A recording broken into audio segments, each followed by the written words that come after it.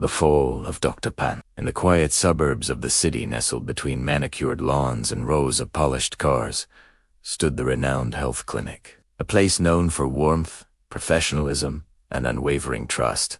At the center of it all was Dr. Colorless Pant, affectionately known as Dr. Pant. He was not just any obstetrician, he was the obstetrician. For over a decade, Dr. Pant had built a sterling reputation in women's health, helping countless women through the journey of pregnancy and childbirth. His hands were skilled, his demeanor calm, and his respect for his patients was unmatched. Husbands felt comfortable around him, and women trusted him deeply. At the clinic, everyone spoke of him with admiration. Nurses, midwives, patients, even the board of directors. He was the clinic's pride. But every story has its shadow.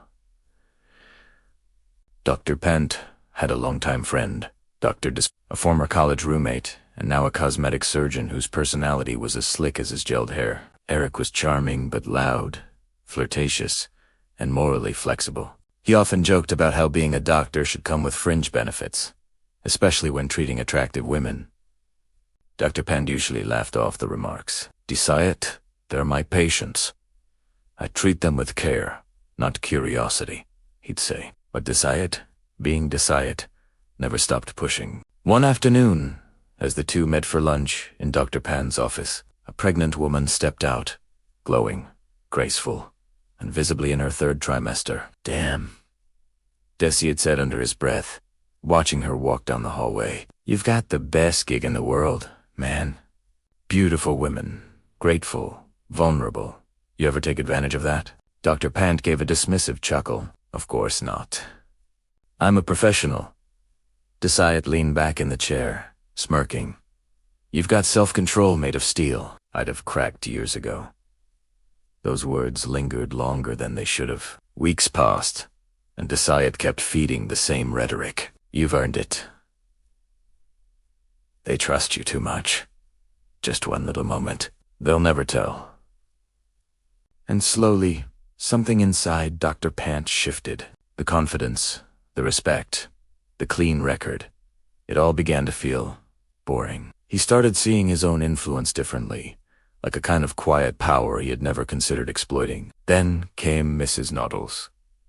She was stunning, tall, elegant, and intelligent. She was 7 months pregnant with her first child and always came alone to her appointments. Her husband, a major in the army, was stationed out of town and known to be overprotective, even paranoid. What no one knew was that Major Noddles had recently grown suspicious, not of his wife, but of the world around her. He had discreetly sewn a tiny hidden camera into the strap of her purse, one she always carried into appointments. He told her it was for her safety, in case of emergencies.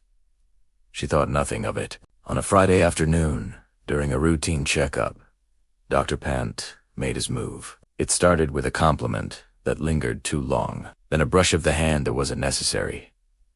Mrs. Noddles stiffened, clearly uncomfortable, but when his hand lingered a second too long near her thigh, she pulled away. "What are you doing?"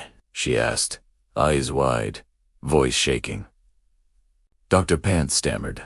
I'm sorry. I thought, maybe." She didn't wait for the rest. She pulled down her gown, grabbed her purse, and stormed out of the clinic. His heart pounded.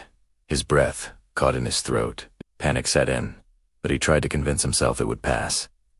Maybe she wouldn't tell. Maybe she'll just avoid the clinic.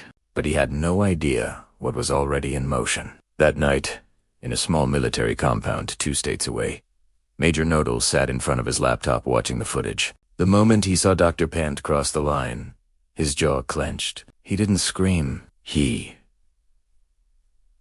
didn't cry. He picked up his phone and made 2 calls, one to his base commander, the other to a lawyer. Within 48 hours, the clinic was swarming with investigators. Dr. Pant's office was sealed. The footage, clear, damning, time-stamped, was submitted as evidence. Mrs. Noddles Stuksakin bravely testified. She confirmed that she had not consented, and that this had never happened before. The medical board acted swiftly. Dr. Pant's license was suspended pending investigation. Within 2 weeks, he was charged with sexual misconduct, attempted assault, and violation of medical ethics. In court, he looked like a shell of the man he once was, his white coat replaced with a suit that couldn't hide his guilt. The jury didn't take long. Guilty.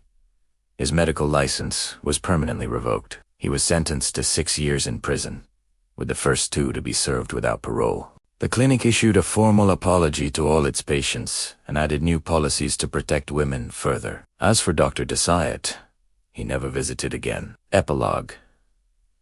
Dr. Pant's fall from grace was swift and brutal. A once respected physician, trusted by families and adored by mothers, became a cautionary tale whispered in medical schools.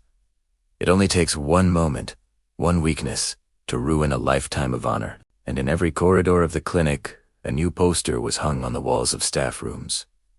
Respect is not optional. Boundaries are sacred. Trust, once broken, is never restored. Moral of the story: power is not a license.